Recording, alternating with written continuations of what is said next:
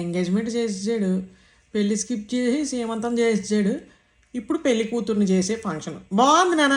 Order ఎంత బాగుందో మన కాంప్లో. అదే మనకి సీజన్లో ప్రతి సీజన్లోనూ చూసుకుంటే ఫస్ట్ ఎంగేజ్మెంట్ చేసావు, తర్వాత శ్రీమంతం చేసావు, మధ్యలో పెళ్ళి ఎగరగొట్టేసావు.